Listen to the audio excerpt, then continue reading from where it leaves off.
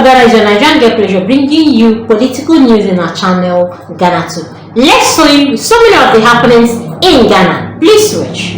184, depending on how you want to look at it. And so this shouldn't be a problem at all. Ideally, most of them should be present in the chamber. It comes back to the point about the fact that, well, there could be potentially something that has to do with what is happening going forward. And when we go a step further, you see that the breakdown that we have here, we know that there are 16 regional ministers. The appointees who have been assigned substantive ministries are 23. You know that the president, by executive instrument, set up 23 ministries. Then the appointees designated only as ministers of state are 3. Now, this is where the problem may be. Going forward, there are 18 more appointments to be made. And so there is the suspicion, and Afenemakin had made a point forcefully that, look, a good number of them are lobbying.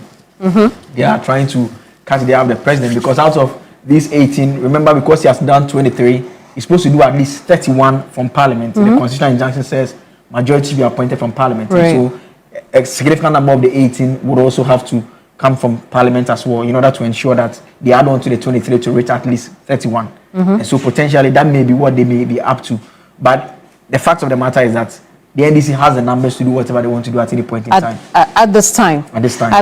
So, I mean, when we look at the 23 we have now, we have 18 more appointments to be made. And so for the president to be able to make the minimum majority of 31, it would have to appoint 8 more people from that 18 number. We add the 8 to the 23, that's 31. We take that from the 183 or 184 the majority side has now. What are we getting? We're getting about 140 something? 149, 150, thereabout. But these are still good numbers, aren't they? I mean, they are good numbers, but they are not enough numbers such that ideally should be. That's why it comes back to the point again that what was the game plan? And I mean, we can just go back a step further into history, and we all agree that these are challenges that the NPP had when they were in government. But the NPP's challenge was mainly because the numbers were very close, because at that point it was 137 with one independent candidate. But the NDC at every turn, they were playing a long game. They could foresee what was going to happen. They could predict what was going to happen. They could decide that, okay, this time around we're going to work out, when they check the numbers and realize that, look, they do not have enough numbers to transact business. They do not have enough numbers to vote on their own. We're going to step out. So it comes back again to the coordination and the planning. And you see quite clearly that even with the placards alone, it tells you that the MPP side were clearing their minds what they wanted to do today. Absolutely. And when you look at the 152, 151 number, depending on the math that we have just done, the question again will be that majority side, and perhaps if our cameraman is listening, could pan to that side, that majority side, where are the rest of them? You know, because it's still not 152 or 151 on that side. Why are they not there? Where are they? Because only 23 of you have been appointed. Only 6 of you have got, have been sworn in. 6 others have got approval. Approval does not stop you from going to Parliament. So where are the rest of them? Why is the majority side not as full as the minority side? I mean, I don't get it. Perhaps we should have a conversation about that going forward. Yeah, I mean, at some point, I mean, we have to, and I mean, it's just the point about the comfortable majority. But let's look at the demands the NPP is making as well. I mean, the practicality of that demand. I mean, the EC, at last counts, at least 7 times, they've tried to come to some conclusion on Ablekuma North. And I do not know the extent to which, if there is any involvement of government that one could slightly point to, it may be the challenge that the EC has complained at times about the fact that the police were not providing security to enable them to do what they wanted to do. We know that there was one of the occasions where they tried. Some individuals came over to the EC offices, they vandalized the place. The EC had to call off that particular exercise. Now, is there a request that police arrangements should be made available? That's one. Then number 2 is that, does the EC have enough to now proceed to declare? Because the EC had on its own, at a point, come to the conclusion that there were some of the polling centers that they could simply not even agree or say for certain who had won at those particular polling stations. In fact, we even had returning officers, presiding officers come and say that they've been given documents that they could not validate. And so they couldn't for a fact confirm, but the EC nonetheless had admitted those documents and were going to proceed.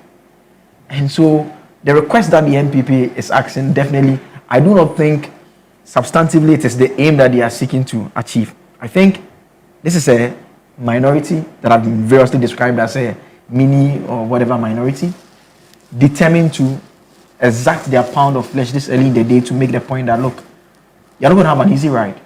And I think the minority that has constantly made that point that even in the very first parliament when they joined in 96, they were not significant. And that parliament held the government to account. And he says they were going to draw from that past to tell the government that if you are going to decide that because you have 184, and that potentially could what's accounting for people not showing up, because everyone thinks that, well, it's a Friday. I mean, if I don't go, others are going to go. I was surprised to see Muntaka on the floor.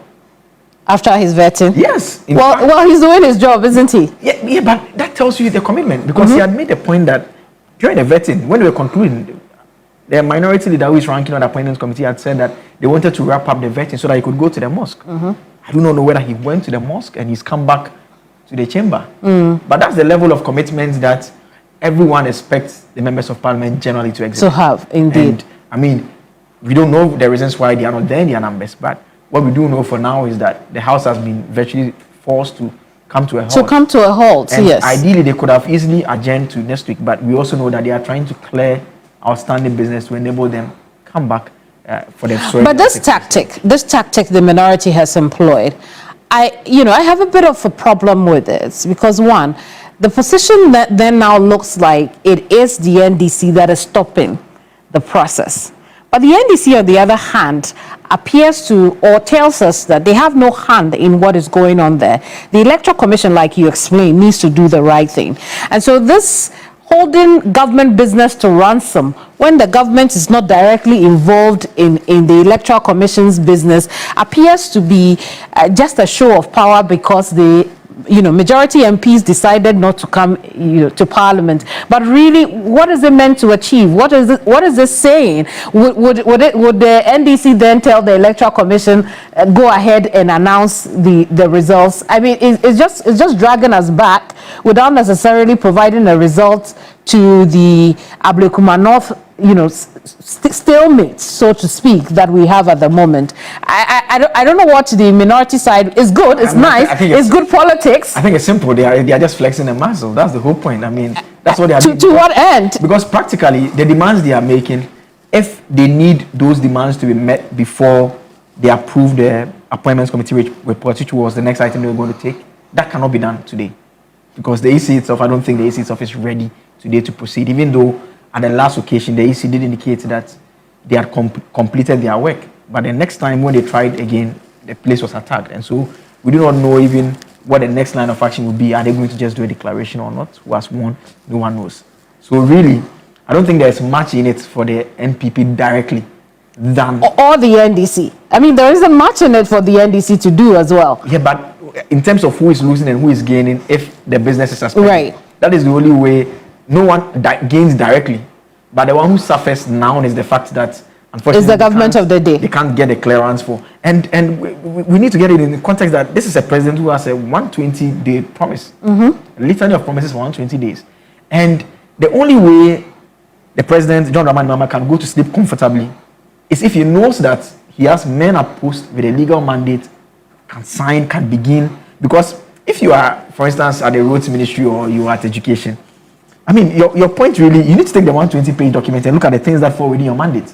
You do not expect that the president from Jubilee House will be executing it. It is your work now. The promises that fall within your mandate. So you have to now decide how you are practicalizing it and achieving it and get it in motion. And that is how come they are trying to do things quickly to get a government in place. And if it delays further, it goes into some of... It goes to hurt government and perhaps even us in the process. Those of us who are, who make up members of the public, because like I said before, I don't see how the NDC could go ahead and tell the Electoral Commission, announce the results. It is the POs who are saying, I don't know this document. And if they don't know this document, the Electoral Commission can't work with that document. And so, again, let me not belabor the point, but what we see on the screen at the moment is the majority side, Joseph. And it would appear they are very quiet in their seats. Some of them are holding conversations. But look at the number of empty seats. look at the number of empty seats. Even if you take out those who have walked over to their counterparts on the minority side, it's still quite obvious that too many seats are empty on the majority side.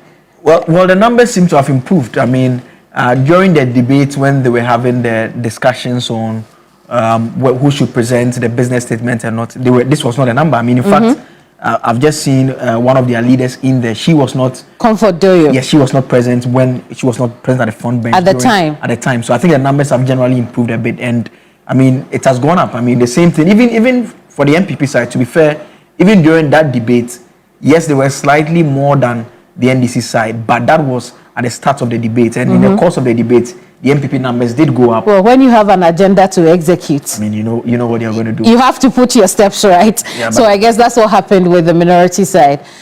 Yes, but the numbers are improving now. And so, I mean, I think once sitting officially resumes, I think the